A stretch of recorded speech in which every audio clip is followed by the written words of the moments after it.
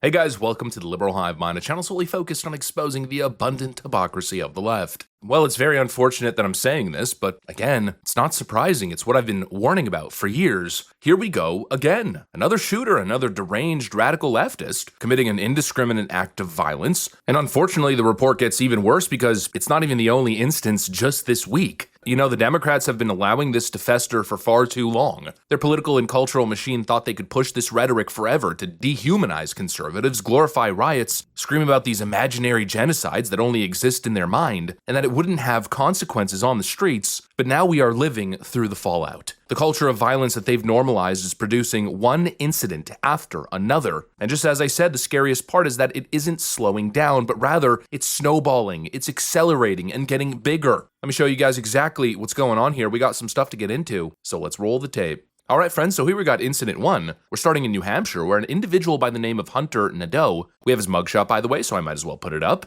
Well, this guy stormed into a wedding at the Sky Meadow Country Club, where he killed one man and tried to kill more, but luckily enough, thanks to some brave people who were there, they tackled him and stopped the act. But based on the early witness reporting that we have so far, apparently this lunatic was yelling "Free Palestine" as he was shooting into the crowd. In other words, yelling the leftist favorite slogan, right? The same slogan you see plastered all over the left-wing college campuses, the #1 issue of all these leftists all over social media and in the activist world. Well, he was yelling "Free Palestine" and pulling the trigger. Now, of course, the Democrats are going to now attempt to dance around this. They'll call it probably an emotional outburst. Oh, this guy had personal issues. Freeing Palestine is not our official party messaging or party stance.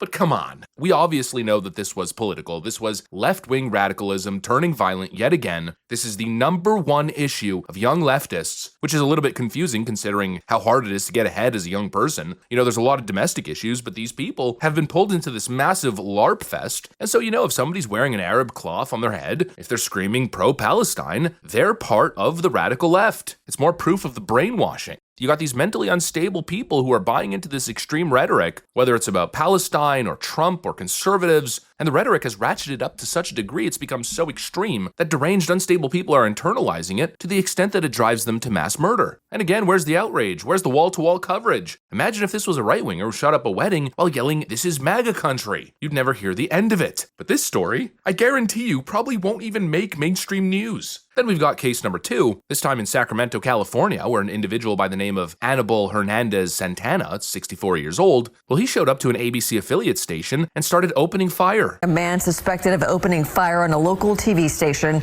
is now in jail. Sacramento police say ABC 10's building was targeted in a drive-by shooting yesterday afternoon. Good morning, Leticia. A 64-year-old man named Anibal Hernandez Santana has been arrested as the suspect in the shooting that led to an investigation here at ABC 10 in Sacramento along Broadway. And as the sun has risen this morning, you can see for yourself plywood over one of the windows in the lobby there. Now, earlier in the day on Friday, police were called here in response to shots fired from outside the ABC 10's building. No one was injured despite the building being occupied at the time. 3 bullet holes were seen in the window on the building's lobby, and that's when the investigation began. Later the same day, KCRA3 saw police in the River Park neighborhood, including SWAT teams. A witness at the scene reported seeing a man tackled and then taken into custody. Sacramento police thanked the FBI for providing resources in its investigation and have asked anyone with further information to contact their department. Back out here live along Broadway in Sacramento outside of ABC 10's building, Hernandez Santana is now booked into the Sacramento County's main jail on several charges that include assault with a deadly weapon, shooting into an occupied building, and negligent discharge of a firearm. And so obviously he was angry about the Jimmy Kimmel suspension, which should have just been a justifiable firing. The guy's gone, move on with your freaking life, the world's a better place. But no, instead, the Democrats have been going on and on and on for 3-4 days on social media claiming this is fascism, it's the fall of fascism, this is the beginning of Nazi Germany. You've heard all the rhetoric, right? Well, there you go. Somebody internalized it, and now, yet again, another act of violence. And we're now pretty confident that this was actually a left-wing act of terror, as we're learning that apparently this individual's social media was filled with anti-Trump rants. Seems to be a little bit of a common thread here, right? More radical leftist lunatics acting out on their hatred. This left-wing culture of rage, it's gone beyond spicy rhetoric online, and now it's bleeding out into the real world. Bullets are flying.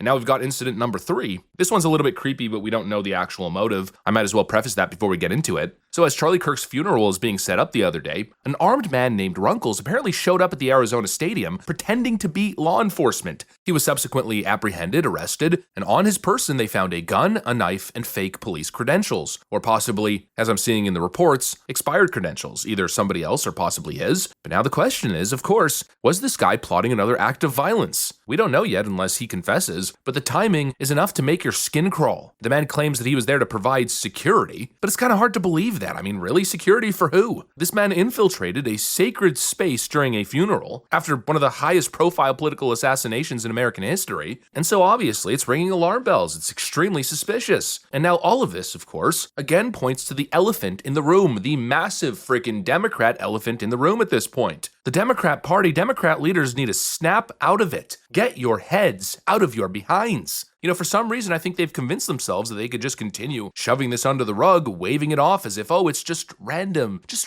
acts of violence. We have no control of these people's minds, Nancy Pelosi told us. But clearly we're seeing a trend here. We're seeing a wave. And if Democrat leadership doesn't act fast, if they don't shut this down real quick, if they don't start condemning violent rhetoric in their own party, if they don't start issuing serious reprimands on college campuses and reforming the culture, if they don't condemn their own radicals, this is going to continue spiraling out of control. We're going to see more shooters, more chaos, more terror, because that's where this leads. The brutal truth here is that it's hard to put this genie back in the bottle once you've already normalized political violence. You have to act fast before it's too late. If you spent years telling people that Trump and anybody they disagree with is Adolf Hitler, that conservatives are genocidal maniacs, that Republicans deserve to die, well then you can't act shocked when your foot soldiers start to actually believe you. The radicals are listening. They're inspired by you. And every time you excuse it, every time you downplay it, you are greenlighting the next attack. And now that we're seeing these acts of terrorism, well, what do you think's going to happen? You think it's going to deter people? It should, but unfortunately, that's not the way the human psyche works. The sad reality is, with more of these cases happening, with more people taking it to this next level, what's likely to happen is more people will be inspired. More lunatics will join in on the extreme acts. It's really time to put political differences aside, and when I say that, I'm not speaking to both sides. I'm speaking directly to the Democrat Party. It's time to do something, it's time to act and change this course, because very clearly you guys are on a very, very dark path. It's become abundantly clear to us that the left has become the party of hate, the party of riots, the party of assassinations, the party of mass shootings, the party of shootings at baseball games, the party that desecrates memorials and celebrates the death of people who think differently. That's what they've become. And the American people see it. They see it very clearly. They see the shooters. They see the lies. They see the pattern. And it's high time Democrat leaders admit the frickin' truth. Anyways, that's pretty much what I got for you guys. Thanks for watching, and I'll see you on the next one.